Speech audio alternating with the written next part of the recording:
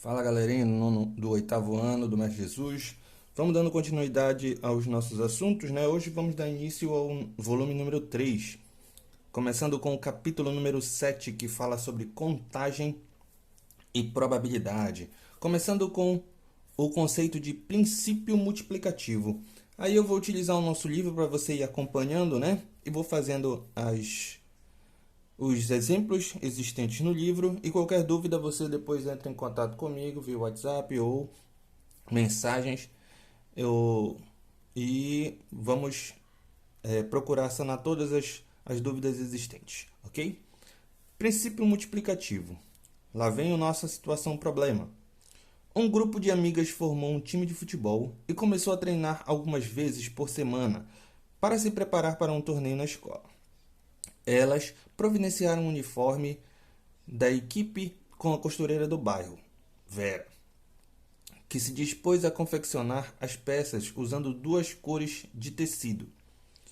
Vera ofereceu aos jogadores 4 opções de cores para as camisetas e 2 para os calções. Camisetas amarela, verde, vermelha ou azul, calção branco ou preto. Algumas jogadoras acharam que eram poucas opções para escolher. Outras, entretanto, acharam que havia muitas possibilidades e não conseguiram se decidir.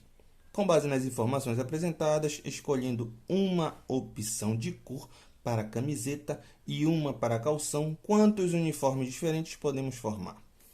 Para determinar o número de uniformes possíveis, podemos utilizar um esquema chamado de árvore de possibilidades. O que seria a árvore de possibilidades? Vamos ver. Bom, a árvore de possibilidades, ela facilita a gente a combinar, né, juntar, fazer um esquema que possibilita visualizar quais são as combinações possíveis.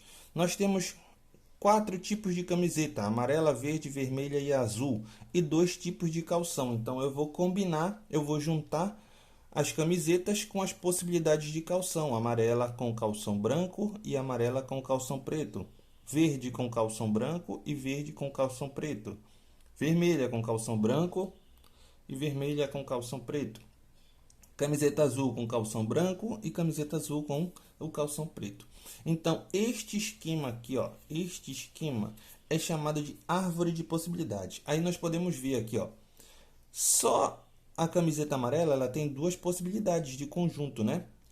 Ou branco com amarelo ou amarelo com preto. Então aqui eu tenho 2 possibilidades, 2 possibilidades, 2 possibilidades e 2 possibilidades, num total de 8 possibilidades de uniformes, né? 8 possibilidades de uniforme. Então, a árvore de possibilidades, ela facilita a nossa visualização e a contagem de todas as opções disponíveis. Entretanto, há situações em que se torna muito trabalhoso usar esse esquema para registrar a contagem de todos os resultados. Nesse caso, podemos utilizar o princípio multiplicativo, também denominado princípio fundamental da contagem. Veja que são 4 opções de cores para a camiseta e 2 opções de cores para a calção. Assim, pelo princípio multiplicativo, calculamos o produto desses números e obtivemos o número total de possibilidades. Ou seja, eu tenho 4 camisetas, 4 cores de camisetas e 2 tipos de calção, né? Então, basta eu multiplicar a quantidade de camisetas pela quantidade de calções. Isso daí vai me dar o número de uniformes possíveis, né? 4 vezes 2, 8. Então, eu tenho 8 possibilidades de uniformes, tá ok? O princípio multiplicativo, eu vou multiplicar as quantidades, né, de camisetas pela quantidade de calção. Já a árvore de possibilidades eu vou fazer uma a uma, né? Uma a uma. Só que algumas vezes ela dá um pouquinho mais de trabalho se eu tiver um número muito grande de camisetas e um número muito grande de calção, ok? Vamos para outro exemplo. No Dia das Crianças, Luciano e seus amigos costumam montar um kit para presentear as crianças que frequentam a creche do bairro. Cada kit contém um livro de história infantil, um doce e um brinquedo. Então, o kit que o Luciano faz, ele tem três objetos, né? Tem um livro, tem um doce e tem um brinquedo, ok? Ao fazer uma pesquisa de preços, Luciano encontrou as opções a seguir: livros, João e Maria, Rapunzel e Aladim. Ou seja, eu tenho 3 livros disponíveis, né? Doces, pirulito ou bala. E os brinquedos, bola, peteca ou peão. Então, eu tenho 3 tipos de livros, 2 tipos de doces e 3 tipos de brinquedo. Escolhendo um livro, um doce e um brinquedo, veja quantos kits diferentes podemos montar. Então, aqui vamos fazer a árvore de possibilidades. Livro, João e Maria. Aí eu tenho o pirulito e tenho a bala, né? Tenho 2 opções. E, por último, eu tenho os brinquedos, bola, peteca e peão. Bola, peteca e peão. Então, aqui, ó, livro, doce e bala. Brinquedo, ok? Livro, doce e brinquedo. Beleza. Só no livro de João e Maria eu vou ter 1, 2, 3, 4, 5, 6 possibilidades de kits, né? 6 possibilidades de kit. Por quê? João e Maria, pirulito e bola é um kit. João e Maria, pirulito e peteca é outro kit. João e Maria, pirulito e peão é outro kit, tá? Então, só aqui, ó, eu tenho 3 kits. Com mais 3 desse lado, 6 kits, ok? Então, para eu fazer a árvore de possibilidades, eu tenho que fazer cada um, né? Cada um. Depois eu venho para o Rapunzel, depois eu venho para o Aladim, ok? De acordo com o esquema, concluímos que Luciano poderá montar 18 kits diferentes. 6 daqui, 6 daqui e 6 daqui, né? 6 mais 6 mais 6, 18, ok? Então, utilizando o princípio multiplicativo, bastará eu pegar a quantidade de livros vezes a quantidade de doces vezes a quantidade de brinquedos, né? Quantidade de livros vezes a quantidade de doces vezes a quantidade de brinquedos, ou seja, 3 vezes 2 vezes 3. 3 vezes 2 dá 6. 6 vezes 3 dá 18. 18 kits diferentes. Não haveria necessidade de eu fazer a árvore de possibilidades, tá ok? Então aí, ó, para solucionar um problema de contagem, sem que seja necessário listar todas as possibilidades, é possível utilizar o princípio multiplicativo. Ou seja, eu vou utilizar o princípio multiplicativo quando eu não preciso colocar todas as possibilidades, né? Identificar cada possibilidade uma a uma, ok? Outro conceito que vamos estudar hoje é chamado de cálculo de probabilidade. Ou seja, o cálculo de probabilidade é para a gente calcular qual a chance de um determinado evento acontecer, ou determinada coisa acontecer. Um exemplo, se você jogar uma moeda para o alto, qual a chance de cair cara e qual a chance de cair coroa? Qual é o valor? Quanto eu tenho de chance dela cair cara, com a face voltada para cima cara? Você jogar um dado, qual a chance desse dado cair número 2? Então, a gente utiliza o cálculo de probabilidade para identificar essa chance que você tem, né, de acontecer determinado evento, ok? Então aí, ó, vamos para um exemplo. Diane Oliver, né, superou as expectativas ao encontrar um ovo com 4 gemas, enquanto preparava um bolo de frutas para o seu filho e nora. A probabilidade disso acontecer é de 1 em 1 milhão, ou seja, um ovo a cada 1 milhão de ovos, 1 bilhão de ovos, né? Um ovo a cada 1 bilhão de ovos, ou seja, isso é uma chance muito pequena, né? A mulher ficou extremamente espantada com as gemas de aproximadamente 1 centímetro cada. Uma delas era menor do que o dedo, disse ela ao Birmingham Live.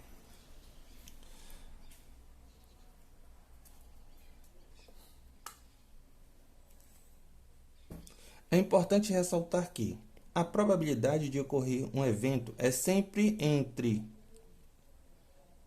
um número de 0 a 1, ou seja, 0 quando eu não tenho chance nenhuma e 1 quando eu tenho 100% de chance. 0 quando a gente chama de evento impossível e 1 quando a gente tem um evento certo, ou seja, isso é certo de acontecer, é 100% de chance, tá? Na forma percentual, dizemos que a probabilidade varia de 0% a 100%. 0, evento impossível, 100% evento certo, né? Experimento aleatório. O que seria um experimento aleatório? É todo experimento ou fenômeno que, quando repetimos várias vezes sobre as mesmas condições, pode apresentar resultados diferentes. Isto é, o resultado continua sendo imprevisível. Imprevisível. Espaço amostral é o conjunto de todos os resultados possíveis de um experimento aleatório. Ou seja, o espaço amostral seriam todas as possibilidades daquele evento acontecer. Tá? No caso do lançamento de um dado, quais são todas as possibilidades? Cair número 1, 2, 3, 4, 5 ou 6. Então, todas essas possibilidades a gente chama de espaço amostral, tá? Em um experimento aleatório, chamamos espaço amostral equiprovável, aquele em que todos os elementos têm a mesma possibilidade de ocorrer. No caso, quando eu jogo um dado, a possibilidade de cada um dos números ocorrer sempre é a mesma, né? Eu tenho uma em cada 6 números, tá ok? Para calcular a probabilidade de um evento A ocorrer, ou seja, P de A, basta dividir o número de resultados favoráveis, ou seja, o número de chances que eu quero que aconteça, pelo número de resultados possíveis. Então, a probabilidade do evento A, número de resultados favoráveis, sobre o número de resultados possíveis. Vamos ver isso no exemplo da página seguinte. Vamos lá. Diz assim, nesta atividade, você precisará analisar todos os elementos do espaço amostral, ou seja, encontrar o conjunto de todos os resultados possíveis de um experimento aleatório. Você também terá que calcular algumas probabilidades de ocorrência de evento, isso é, as chances que aconteçam situações como a de se retirar sem olhar uma bola de uva de uma embalagem com bolas de sabores diferentes, né? Então, aqui o exemplo é o seguinte. Em uma embalagem com 50 balas, há 10 balas de uva, 15 balas de morango e o restante de abacaxi. Uma pessoa retira sem olhar uma bala dessa embalagem. Então, eu tenho 50 balas e vou retirar uma bala dessa embalagem, né?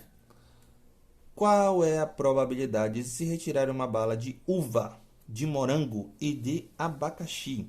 Então, aí, ó, não posso esquecer que o total de balas da embalagem é o número de resultados possíveis, né? E a quantidade de balas de cada sabor é chamada de número de resultados favoráveis. Então, no caso, os resultados favoráveis é o que eu quero que isso aconteça. No caso da letra A, eu quero a quantidade de uva, primeiro, resultados favoráveis, depois de morango, resultados favoráveis, e por último, de abacaxi. Então, beleza, eu tenho 50 balas, 10 são de uva, assim, a probabilidade de retirar uma bala de uva é de P de uva, né? A probabilidade de sair uva, eu tenho 10 de um total de 50. 10 sobre 50, ou seja, 1 sobre 5. Fazendo a divisão, eu tenho 0,2 de chance, né? Ou seja, 20%. Então, se eu retirar uma bala dessas 50, eu tenho 20% de chance que essa bala seja de uva, tá ok? Então, vamos continuar com as de morango, né? Então, probabilidade de sair morango é 15, porque eu tenho 15 balas de morango, de um total de 50. Simplifica isso tudo por 5, eu tenho 3 sobre 10, que é 0,3 ou 30%, né? 30% de sair morango. 30% de sair morango. E as balas de abacaxi, ele não me disse quantas são, né? Mas eu sei que são 10 de uva e 15 de morango. Então, basta eu pegar o total, 50 menos 10 menos 15, que vai dar 25 balas de abacaxi.